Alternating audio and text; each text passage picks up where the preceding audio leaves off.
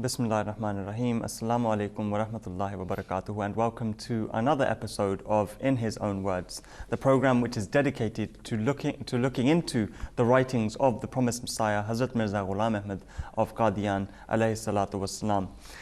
Like we mentioned in the previous program, we focus on the writings of the promised Messiah in his very own words and try to read from his very own books what he said and the solutions he has presented to the world problems today and the general problems of religion, of trying to find God, and like I said, the general problems on a day-to-day basis. We're focusing on the book Islam, the philosophy of the teachings of Islam. And in fact, we found out last program that this was in fact a lecture which was delivered at a conference of world religions. Now, we've covered one question. Each lecturer who was present at that function, among whom was obviously the lecture of Hazrat Mirza Ghulam Ahmad Sahib alayhi salatu wasalam, was read out. Each lecturer was given 5 topics to cover, and one of those topics is being spoken about at this very moment, the physical, moral and spiritual states of man. And we've been speaking about how there are 3 stages, in the words of the promised Messiah Islam, we've been speaking about how there are 3 stages of man in a crux. They are the natural, the moral and spiritual conditions of man, and how they are all interconnected, but they are steps into attaining nearness to God Almighty. And specifically, we were discussing the moral stages of man. With us here in the studios, Abdul, Quddus, Arif Sahib and Shehzad Ahmad Sahib. Like I said in the previous program, we were speaking about the various moral stages of man. And inshallah, we'll be continuing this today. Qaasid, in the previous program, we're discussing how Hazur has described that there are 2 types of morals which are mentioned in the Holy Quran. First being abstaining from something, and we detailedly described in Hazur's own words what is meant by that. And secondly, Hazur talks about moral qualities related to the doing good. And Hazur basically says 3 different things. There are 3 different types of things that are mentioned in the Holy Quran. One is forgiveness or forbearance, and the other is equity, and the third is graciousness. And the Prophet Messiah ﷺ himself mentions, and I quote, "This verse shows the Quran does not teach non-resistance to evil on all occasions." So it's about verses which are to do with justice and to do with how to react to any situation. So Hazur says, "Or that mischief makers and wrongdoers should never be punished. Its teaching is that one must consider whether the occasion calls for forgiveness or punishment, and to adopt the course which would be best in the interest both of the offender and the public. Sometimes an offender turns away from wrongdoing in consequence of being forgiven, and sometimes forgiveness incites him to further wrongdoing. Therefore, God Almighty directs that we should not develop the habit of forgiving blindly on all occasions, but should consider carefully whether forgiveness or punishment will be most appropriate, and therefore a virtue in each particular case, and should adopt that course." So every action that man does, whether it's forgiving someone, if it's befitting to the occasion, you must forgive. If not, then you must punish instead. And this is what Islam teaches, that everything has a balance. You cannot go to 2 extremes, where you forgive someone completely on all accounts, or punish them on all accounts. And this is exactly what Hazur has stated in these very words. So one basically needs to look out when the appropriate time is for forgiveness and when the appropriate time is, in essence, exactly. So forgiveness, then equity, that to do good just as the other person does good. And the third thing Hazur mentioned is benevolence, that if someone shows good to you, if someone does good to you, then do something even better for him. And these are the 3 stages of morality that Hazur discusses when in accordance to doing something good. And then Hazur discusses more morals that the Quran teaches. Right. Following on from that, the promised Messiah in fact states that regarding true courage, what is true courage? The promised Messiah ﷺ states that of the natural conditions of man is that which resembles courage. As an infant sometimes seeks to thrust his hand into the fire on account of its natural condition of fearlessness. In that condition, a person fearlessly confronts tigers and other wild beasts and issues forth alone to fight a large number of people. Such a one is considered very brave. But this is only a natural condition that is found even in savage animals and in dogs. True courage, which is one of high moral qualities, is conditioned by place and occasion. So true courage, which is one of the high moral qualities, is conditioned by place and occasion, which are mentioned in the holy word of God. Then then the Prophet ﷺ goes on to mention some verses, which is immediately after this. And regarding these verses, the Prophet ﷺ states that these verses illustrate that true courage derives from steadfastness. To be steadfast against every personal passion or against any calamity that attacks like an enemy, and not to run away out of cowardice, is true courage. Thus, there is a great difference between human courage and the courage of a wild beast. A wild animal is moved only in one direction when it is roused, but a man who possesses true courage chooses confrontation or non-resistance, whichever might be appropriate to the occasion. So this, I feel, it's very important to understand how, like we've been mentioning, the Promised Messiah is differentiating human beings from any other being. And he's saying that courage, true courage, is exactly, and it reminds me of the hadith of the Holy Prophet Muhammad ﷺ, in which he described true courage as being not the one who, can overcomes a sort of, a wrestler and can drop him to the floor. But true courage is when a person can control his emotions, when a person can suppress his anger. And that's exactly what the Prophet Messiah is mentioning here. Which he mentions that it's got to be done at its proper place and proper occasion. These are all natural qualities of man, to be steadfast, to be courageous. These are all natural qualities. They don't necessarily constitute to moral qualities. As Masih Maud has mentioned, which Qudus I read out, that is when it's done on its proper occasion and its proper place. When it is beneficial to be benevolent or to be forgiving. When it's done at its proper time, then only it becomes a moral quality. So another natural quality that we find in human beings is truthfulness. And as Masih Maud says that, but this natural inclination cannot be accounted a moral quality. Again, that simply being truthful doesn't constitute as a moral quality. It's just a natural quality of person. It's a natural behavior that we exhibit. We all speak the truth. But the moment it becomes a moral quality, as Masih Maud then further on says that even children and the insane exhibit it, unless a person discards those purposes which lead him away from telling the truth, he cannot be considered truthful. If a person tells the truth when no personal interest is involved, but is ready to have recourse to a falsehood where his honor or property or life is concerned, and fails to tell the truth, is no better than a child or an insane person. Do not the insane and minors speak such truth? There is scarcely anyone in the world who will tell a lie without any purpose. The truth that might be abandoned in order to escape some loss that threatens is not a moral quality. So again, he's saying that this is not a moral quality. The proper occasion of telling the truth is that one apprehends loss of life or property or honor. And it's that when it becomes a moral quality. When there is the risk of putting your life in danger, of losing your honor, your property, and then you remain or hold fast to truthfulness. That's when you are exhibiting a moral quality. Otherwise, it's just a natural quality that man exhibits. And as you were mentioning before, as Masih Maud says that even we find these behaviors in animals as well. So it's logic and reasoning that distinguishes between what is a natural behavior or an action and as to what is a moral quality. Yeah, just picking up on that as well, I think the next one that Hazur mentions, another significant quality that man should possess is steadfastness, and what appropriate occasion to be steadfast. And Hazur mentions, and I quote, "One of the natural qualities of man is steadfastness during illness and under afflictions. He has recourse to patience after much complaining and sorrowing. It is natural that a person cries and groans under affliction and in the end, after giving vent to his grievance, he beats a retreat.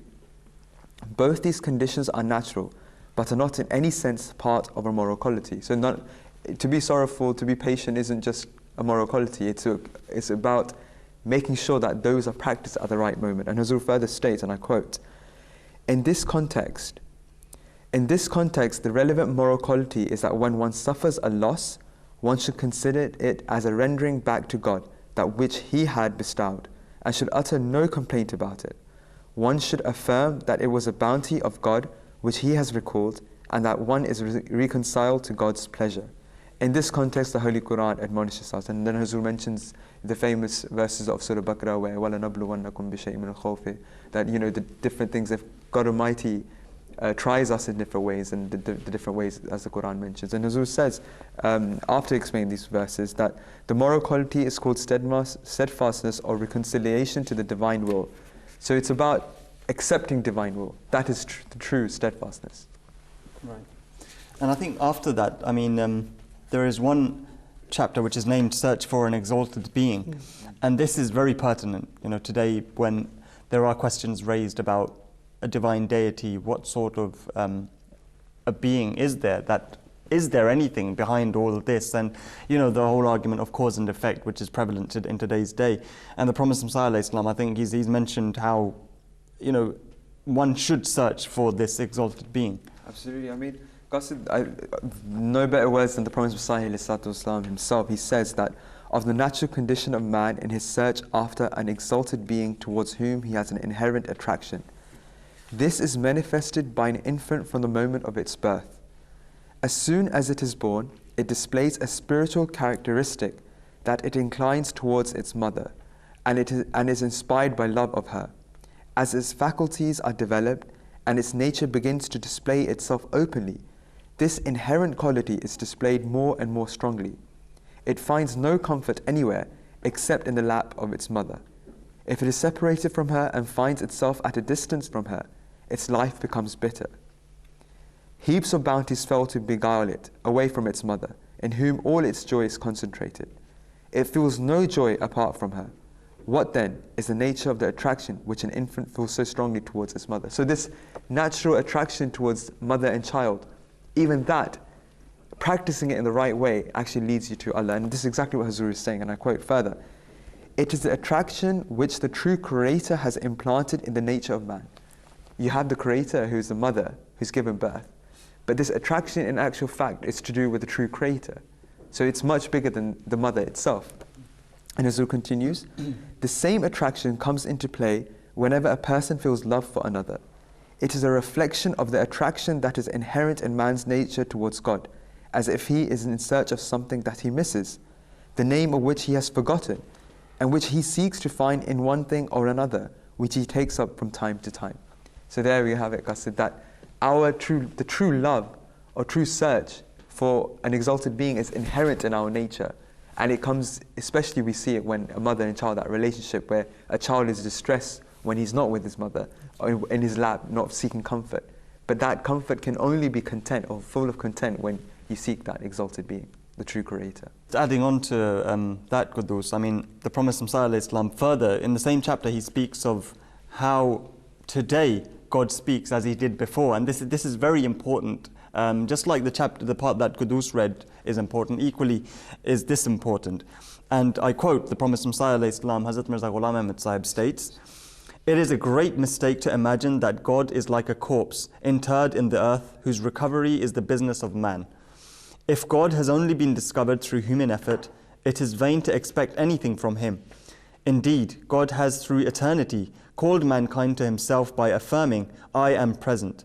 It would be a great impertinence to imagine that man has laid God under an obligation by discovering Him through his own effort, and that if there had been no philosophers, he would have continued unknown." So what the Prophet ﷺ in essence is mentioning here, that it's not the supremacy of man that he's discovered God, but it's in fact the supremacy of God that He discovered Himself to man, and He made Himself discoverable.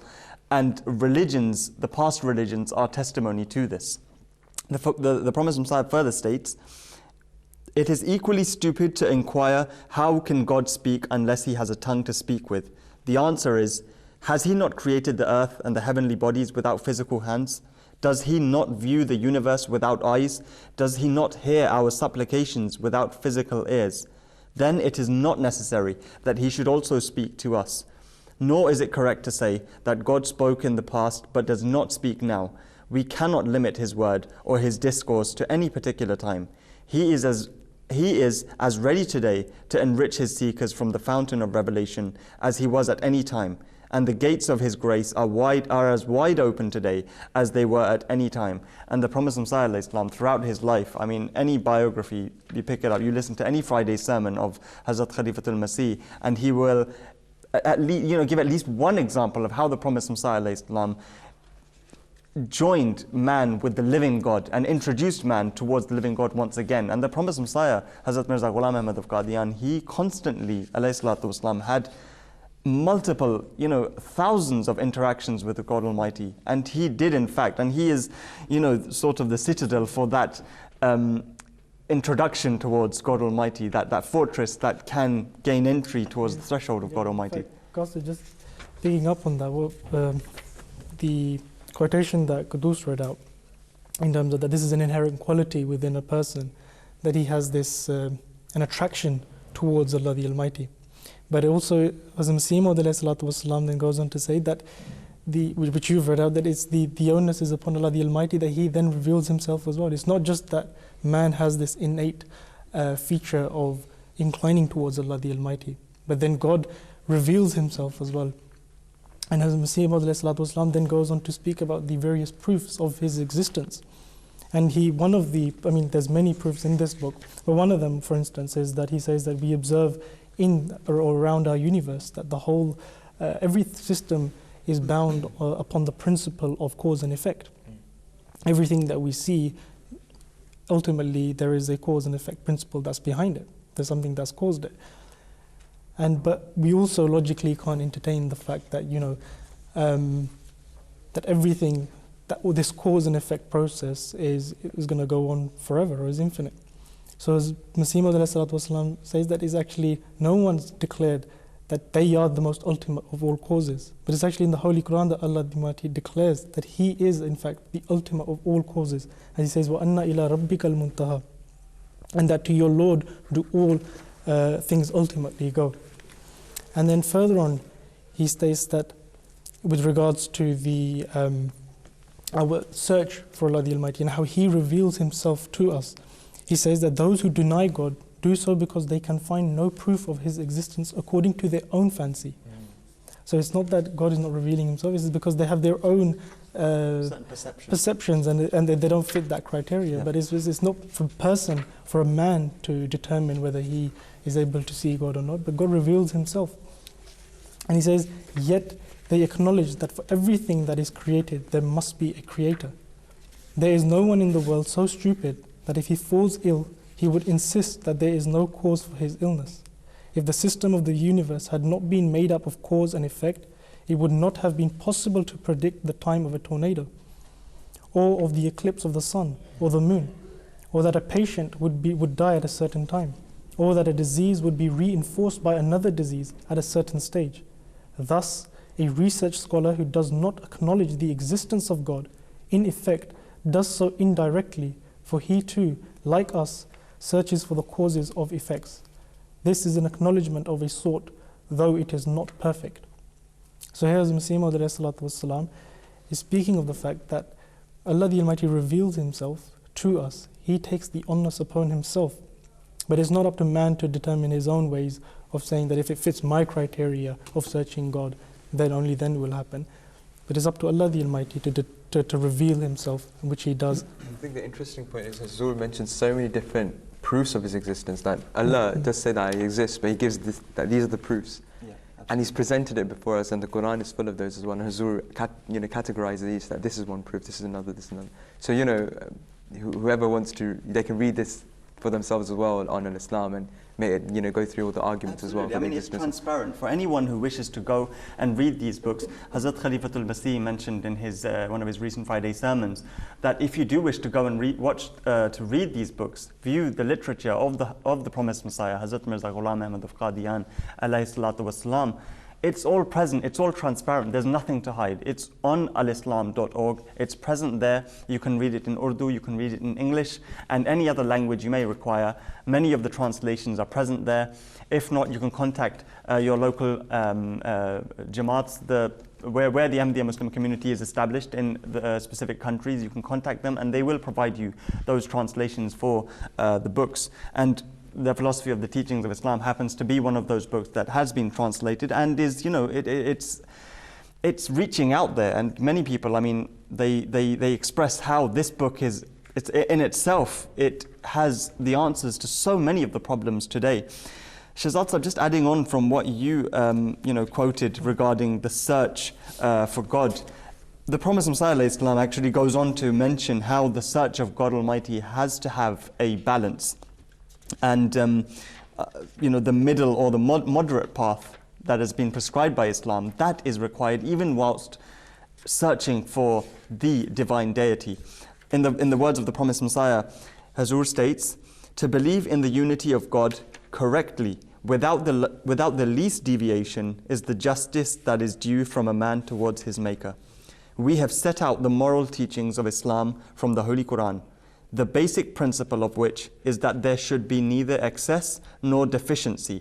It is the characteristic of a moral quality that it does not exceed or fall short of its appropriate limit. It is obvious that virtue lies in the middle of two extremes. Only that habit which seeks to establish itself in the middle promotes a high moral quality. To recognize the proper place and occasion is itself a middle." So the Promised Messiah ﷺ is basically in effect mentioning that there should not be any deficiency or excess, like he's mentioned.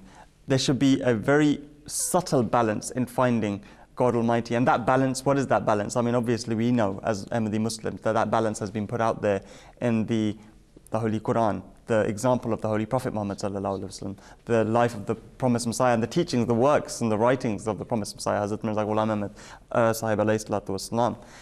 Now, please. I think it's in fact exercising that balance that enables you to have communion with Allah the Almighty.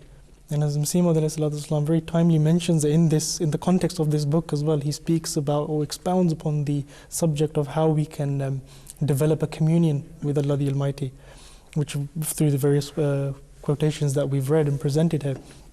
And it's actually when we develop that communion with Allah the Almighty, or when we find Allah the Almighty, that's when we then enter that ultimate stage, which as Masih Maud alayhi salatu wasalam was talking about, which is the spiritual state of man. And as Masih Maud alayhi salatu wasalam says, that it should be remembered that the highest spiritual condition of a person in this life is that he should find comfort in God, and all his satisfaction and ecstasy and delight should be centered in God. So that's the ultimate purpose of man's creation, and how as Masih Maud alayhi salatu wasalam has so beautifully explained or mapped out that way from our most base desires and our behaviors and natural qualities and conditions that we have, how when they exercise and talking about that balance you were mentioning, striking that balance, and then they become those very basic and elementary moral qualities which then develop into providing a communion with Allah the Almighty and leading us to the pinnacle of our state, of the state, which is the spiritual state, where everything centers around Allah the Almighty. Just quickly, I mean, Hazur has just basically mentioned that if you know between right and wrong, because when you're in the physical state, both of them seem the same. But the moral state teaches you between right and wrong. Once you determine what's right and wrong, then your body or your soul is ready to enter the new extreme of nafs mutmainna. So they're all, all these stages are linked, and eventually once you excel in one stage, you can reach the next stage, and so on and so forth. And on that note, we'll have to conclude the program. We've been discussing, obviously, the moral states initially, and now we've reached the spiritual states where man can attain the maximum nearness or the ultimate nearness towards God Almighty. And inshallah, we'll be continuing this in the coming episodes. From all of us here, until next time, Assalamu alaikum wa rahmatullahi wa barakatuhu.